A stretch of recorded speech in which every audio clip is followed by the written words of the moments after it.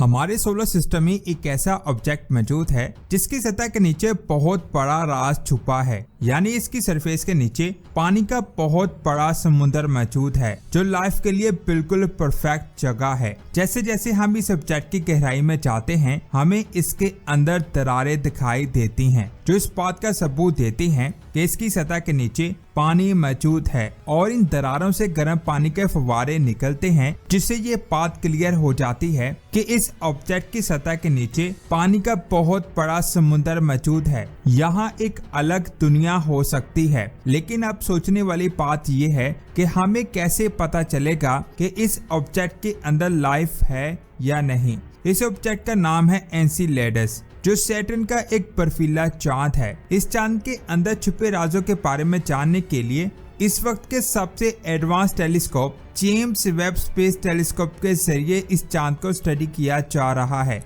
और इस स्टडी के दौरान जेम्स स्पेस टेलीस्कोप ने चांद के अंदर क्या देखा जिसने साइंसदानों के होश उड़ा दिए। आज हम इसी के बारे में बात करेंगे। एनसीलेडस की सतह के नीचे से पानी का एक बहुत बड़ा फव्वारा निकला। इतना बड़ा फव्वारा आज से पहले कभी नहीं निकला, जिसे जेम्स स्पेस टेलीस्कोप ने रिकॉर्ड कर लिया। इस फव्वारे से निकलने वाले पानी से इस चांद के ऊपर एक बादल बन गया, जिसे देखकर साइंस की दुनिया में तहलका मच गया। इससे पहले 2005 में कैसिनी स्पेसक्राफ्ट ने इस चांद की बहुत सारी तस्वीरों को खींचकर जमीन पर भेजा, जिसमें साइंसदानों को इस चांद की दरारों से निकलने वाले पानी में मौजूद पार्टिकल का पता चल सका। उस वक्त खींची गई तस्वीरों को आप अपनी स्क्रीन पर देख सकते हैं। इन तस्वीरों में आप वाज़ेह तौर पर देख सकते हैं कि यहाँ से पानी बाहर निकल रहा है, यानी ये उस वक्त बहुत बड़ी डिस्कवरी थी। इन तस्वीरों ने साइंसदानों का ध्यान अपनी तरफ खींचा, क्योंकि उन्हें लगा कि इस चांद की सतह के नीचे पानी का बहुत बड़ा समुद्र मौजूद है। इन तस्वीरों को आप 1 बाय 1 अपनी स्क्रीन पर देख सकते हैं।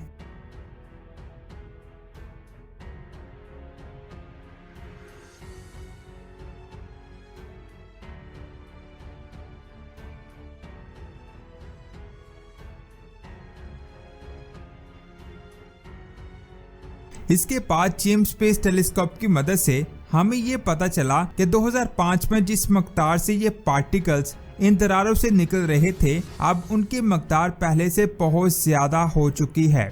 यानी अब पानी पहले से ज्यादा मकदार में इस चांद से बाहर निकल रहा है। इस तस्वीर को देखें, जिसमें आप एक फव्वारे को निकलते हुए देख सकते हैं। ये फव्वारा साइज में बहुत ज्यादा बड़ा है, जिससे बहुत ज्यादा मकदार में पानी निकल रहा है और ये पानी बहुत ज्यादा रफ्तार से भी निकल रहा है, जिससे ये स्पेस में कई किलोमीटर दूर तक जाता है। इस तस्वीर को जब साइंसदानों ने पहली बार देखा तो वह हैरान हो गए कि आज से पहले इतना बड़ा फव्वारा हमने पहले कभी नहीं देखा था। जेम्स स्पेस टेलीस्कोप से पहले कैसिनी स्पेसक्राफ्ट एनसीलेडस के बहुत ज्यादा करीब था, लेकिन करीब होने की वजह से वो इससे निकलने वाली रेस, रोशनी और गैसेस को स्टडी नहीं कर सकता था, क्योंकि इन चीजों को स्टडी करने के लिए इसे एनसीलेडस से बहुत ज्यादा दूर जाना पड़ना था। लेकिन इन्हें जेम्स स्पेस टेलीस्कोप से आसानी से देखा जा सकता है। 9 नवंबर 2022 को जेम्स स्पेस टेलीस्कोप ने एनसीलेडस को बहुत डिटेल के साथ स्टडी किया। इससे हासिल होने वाले डेटा को साइंसदानों ने पहले एनालाइज किया और फिर उससे हासिल होने वाली तस्वीरों को जारी किया, जिनमें से एक तस्वीर ये है।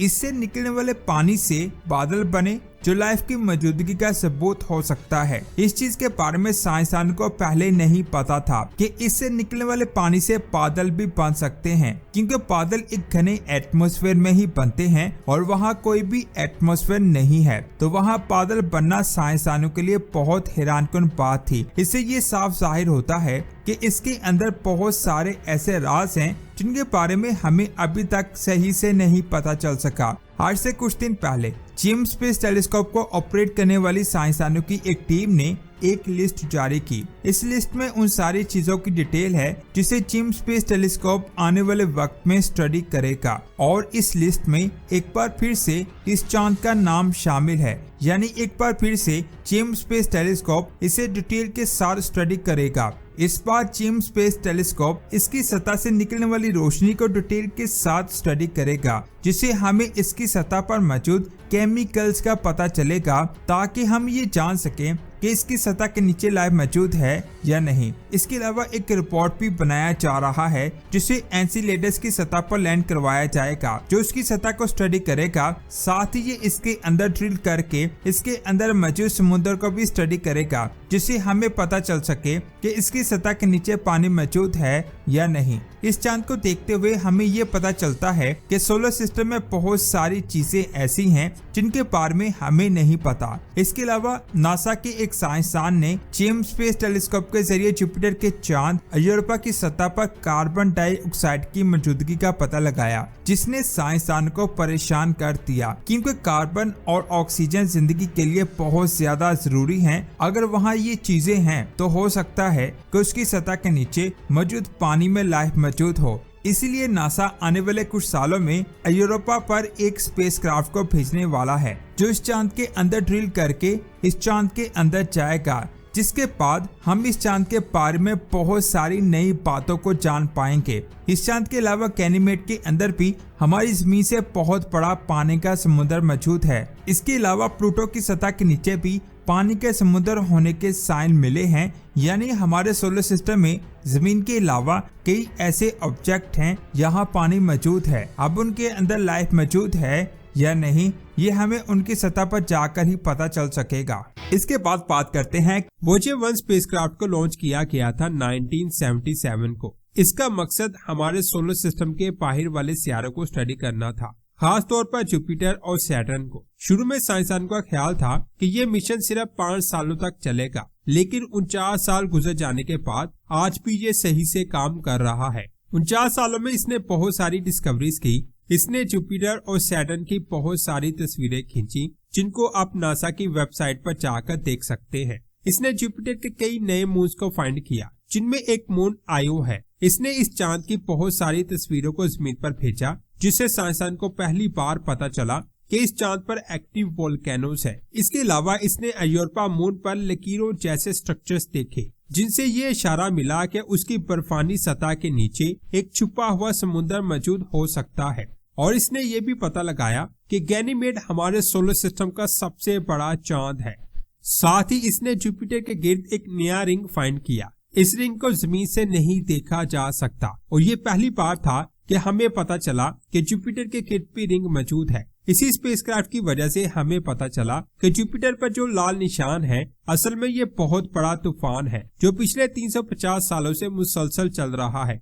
इसके बाद ये सैटर्न के करीब से गुजरा। इसने सैटर्न के एटमॉस्फेयर को स्टडी किया और इसके रिंग्स में मौजूद गैप्स और लहरों को डिस्कवर किया, जिनको आज भी देखा जा सकता है। इसके अलावा इसने टाइटन के मोटे एटमॉस्फेयर के अंदर ये सजेस्ट किया कि इस चांद की सरफेस पर लिक्विड हाइड्रोकार्बन्स मौजूद हो सकते हैं। बाद में दूसरे मिशन से इस बात को साबित किया गया। इसने सैटर्न के गिर्द नए मून्स को भी फाइंड किया। इसके बाद ये किसी भी सितारे के पास नहीं जाने वाला था। अब इसका मिशन हीलियोस्फीयर की तरफ जाकर सोलर सिस्टम से बाहर निकलना था। जब ये सोलर सिस्टम से थोड़ा दूर गया तो उसने पीछे मुड़कर एक तस्वीर खींची, जिसमें सभी सितारों की इमेज को आप देख सकते हैं। इसमें हमारी जमीन की भी तस्वीर थी, जिसे पेल ब्लू डॉट का नाम दिया गया। दूसरी तरफ वोयेजर 2 यूरेनस पर पहुंचा और फिर नेपच्यून पर। जिस वक्त ये नेपच्यून पर पहुंचा तो उसे लॉन्च हुए 12 साल हो चुके थे। फिर ये नेपच्यून से आगे कीपर बेल्ट की तरफ गया। कीपर बेल्ट में बहुत सारे बर्फ से बने हुए ऑब्जेक्ट मौजूद हैं, जो नेपच्यून से लेकर 50 एस्ट्रोनॉमिकल यूनिट तक फैले हुए हैं। इस बेल्ट को क्रॉस करने के बाद ये भी वोयेजर 1 के पीछे हीलियोस्फीयर की तरफ बढ़ने लगा। अब यहाँ सवाल आता है कि ये हीलियोस्फीयर क्या है। सूरज से निकलने वाली सोलर विंड्स 18 अरब किलोमीटर दूर जाकर रुक जाती हैं और सूरज के चारों तरफ एक बबल बनाती हैं, जिसे हीलियोस्फीयर कहते हैं। इससे आगे इंटरस्टेलर स्पेस का एरिया शुरू हो जाता है। ये बबल एक शील्ड की तरह काम करता है। सोलर सिस्टम से बाहर बहुत सारे कॉस्मिक रेस और रेडिएशन है और ये बबल उनको अंदर आने से रोकता है। 2012 में वोयेजर 1 ने हीलियोस्फीयर को पार किया और इंटरस्टेलर स्पेस में दाखिल हो गया, और ये पहली बार था जब इंसान का बनाया हुआ स्पेसक्राफ्ट सोलर सिस्टम से बाहर चला गया। इसके बाद 2018 में वोयेजर 2 स्पेसक्राफ्ट ने हीलियोस्फीयर को पार किया और अब ये दोनों स्पेसक्राफ्ट इंटरस्टेलर स्पेस में ट्रैवल कर रहे हैं। इस वक्त ये स्पेसक्राफ्ट हमसे 154 एस्ट्रोनॉमिकल यूनिट दूर है।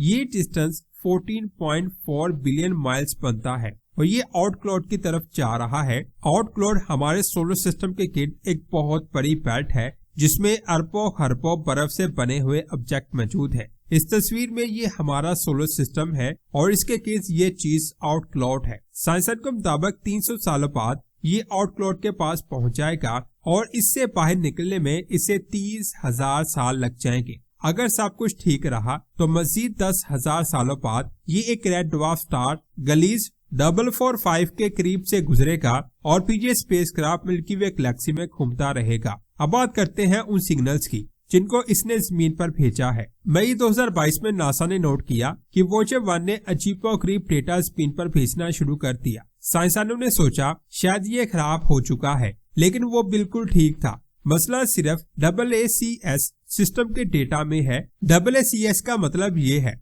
ये सिस्टम स्पेसक्राफ्ट की स्पेस में डायरेक्शन को कंट्रोल करता है और इसके एंटीना को जमीन की तरफ सीधा रखता है ताकि कम्युनिकेशन बरकरार रहे।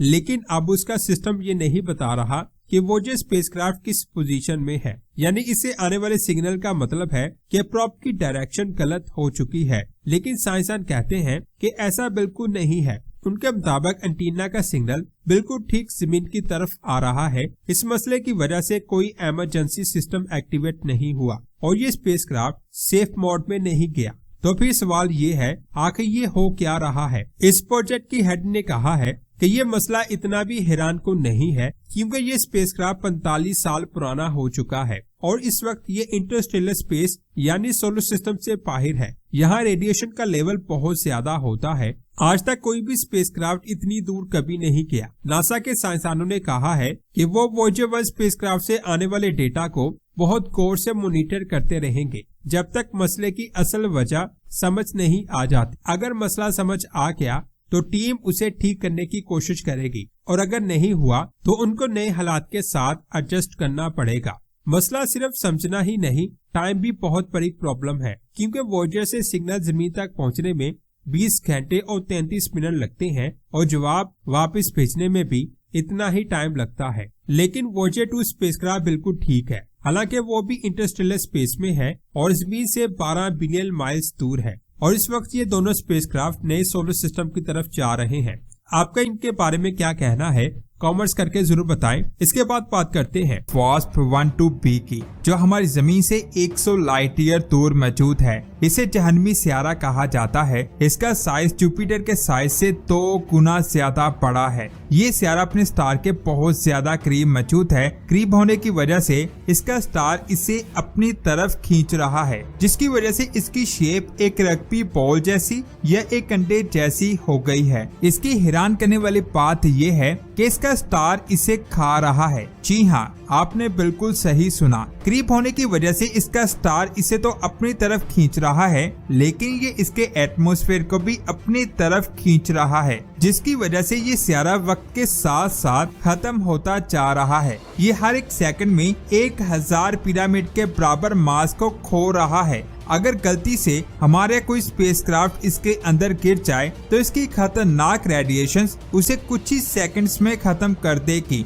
क्योंकि इसके एटमॉस्फेयर में हर तरफ आग ही आग है। इस सियारे के ऑर्बिट का साइज सिर्फ 10 किलोमीटर है। साइंसदान का कहना है कि ये सियारा कुछ ही सालों में पूरी तरह से खत्म हो जाएगा और इस वक्त वहाँ के नज़ारे किसी जहन्नम से कम नहीं होंगे। इसके बाद बात करते हैं TOI 2109b की, जो हमारी जमीन से 860 लाइट ईयर दूर मौजूद है। ये सियारा जुपिटर से 5 गुना ज्यादा भारी है। ये सियारा भी WASP-12b की तरह अपने स्टार के बहुत ज्यादा करीब मौजूद है। ये इतना ज्यादा करीब है कि ये अपने स्टार के गिर्द अपना एक चक्कर जमीन के 16 घंटों में कंप्लीट करता है। अपने स्टार के बहुत ज्यादा करीब होने की वजह से ये बहुत ज्यादा तेज मूव कर रहा है, यानी ये 750 किलोमीटर फी घंटा की रफ्तार से अपने स्टार के गिर्द ऑर्बिट कर रहा है और ये कायनात का पहला ऐसा सियारा है जो अपने स्टार के गिर्द इतनी तेज रफ्तार से ऑर्बिट कर रहा है और वक्त के साथ साथ ये अपने स्टार के करीब जा रहा है।